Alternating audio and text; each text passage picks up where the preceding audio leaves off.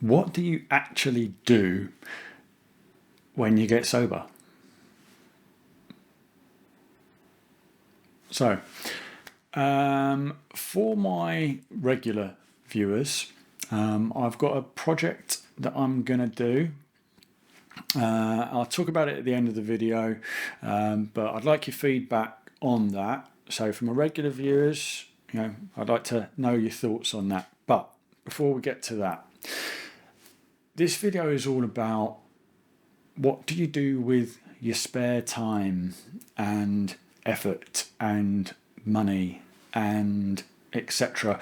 when you get sober. What's life actually like sober? What do you do when there's no drink, when there's no parties, when there's no whatever?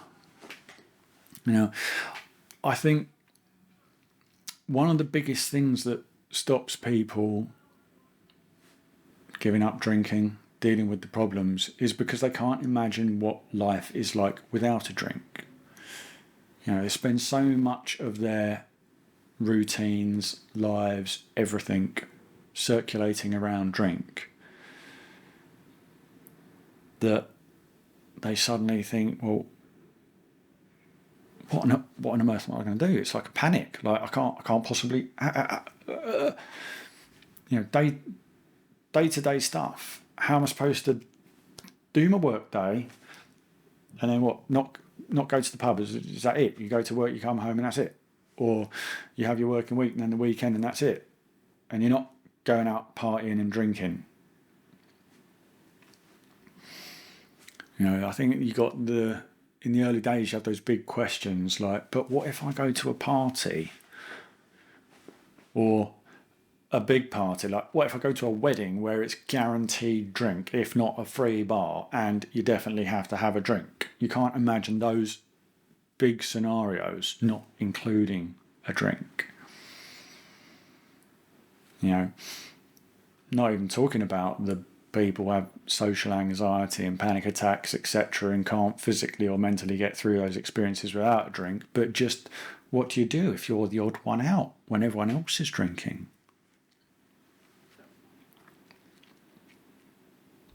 And I've said it before, to be honest, those thoughts I don't even think twice about nowadays. I did a video a while back kind of covering how you gradually get used to these new experiences. But the long and short of it is that you've got to find new things to do. I had a comment from someone this week, apologies, I can't remember the name. Someone saying how they were worried about stopping drinking because they used to love listening to music and having a drink, and they thought that having a drink allowed them to enjoy the music more in the drunken state.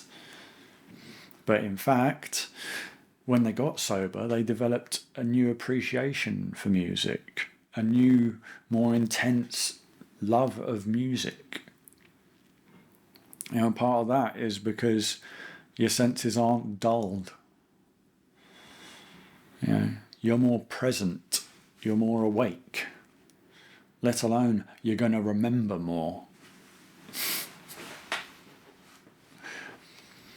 So in fact, you've got to say to yourself, well, hang on, have I ever tried those things sober?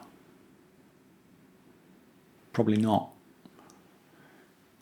Because it's probably so ingrained in you that when you do that, you have a drink.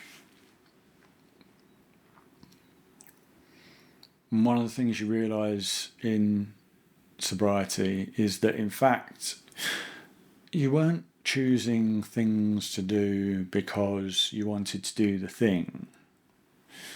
You were choosing things to do because those things involved having a drink. Or if it wasn't the thing itself, then it was the after. It was you hung out with those people because you would go and do a thing and then go drink. I'm not really into football myself, but for instance, you got your lads that you go and play football with on a Wednesday night. It wasn't about the football. It was about going to do an hour of kicking a ball around, but then having a lash up with the lads after. You know, you chose to go and see certain friends at the weekend because you knew that you'd go to whatever bar that you could start drinking at lunchtime and make it a whole day of it. You realise that your life circles and centres around drink, and you need something else. So you've got to find a hobby or pastime or creative outlet. You know, like for me, I took up rock climbing, and I love it. And at the end of the day, when I when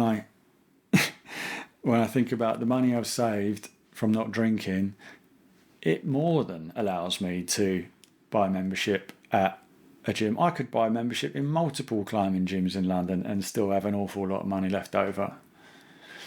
But you can do new things, and you have the physical capacity to do them. You have the mental capacity to enjoy them. You have the money to pay for them. And because you're not doing it and then getting smashed, you remember it afterwards. You know, so I'm not gonna guess how much you did or didn't spend on drinking, but imagine the things that you could do with that money. Think of it as a treat to yourself. You know, I've stopped drinking, so I'm going to do that thing that I always wanted to do but just didn't get around to. And now I've got a bit of extra money in my pocket, and now because I'm not spending however many nights in the pub every week, I've got the time to do it as well. If you don't want to do that kind of stuff, save up, and at the end of the year have a big, longer, more fancy getaway holiday and go somewhere that you wouldn't have afforded before and do the things there that you wouldn't normally do because you're on a budget, but actually the budget was a drink budget while you're on holiday.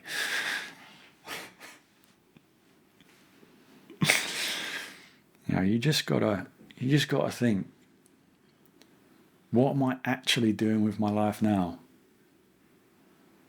You know, forget the parties or weddings that come up once in a blue moon. Just think about your everyday life. Am I just working and drinking? Am I just choosing social circles and social events because they enjoy drink? And if I'm not doing that, then can I choose something that's going to be more fulfilling, that I'm going to enjoy, that I'm going to remember, that I'm going to take with me? Could I maybe, meet new people through an activity, sport, hobby, whatever, that is going to be completely separate from drink? I know it's hard to just think, right, I'm going to do that. Actually, no. Some people, they just go, right, I'm stopping drinking, I'm doing that. But for others, it's hard to get past that thing of, what am I going to do? No, try something small first. Try, I don't know, listening to new music. Watching some new films that you wouldn't have normally watched. Going places you wouldn't normally go. Going restaurants you wouldn't normally eat in. Just do something. So, this brings me on to my project. And this is, some of you already know, I have a bit of a creative side. For instance, my wall, my Roy Lichtenstein mural, which I painted when I first moved in here, actually. So I have a creative side, and it comes out every now and then. So a while ago, was it 2 years? Was it? No, it was 18 months ago. I decided to try something new, and was to make myself a table. It's down there, but I'll insert a clip now. I went down to a wood yard down by Black Horse Road, not far from where I live. Bought a lump of wood and said, right, I'm going to work on this and create myself a coffee table, which I did. And after I did that, I really enjoyed it.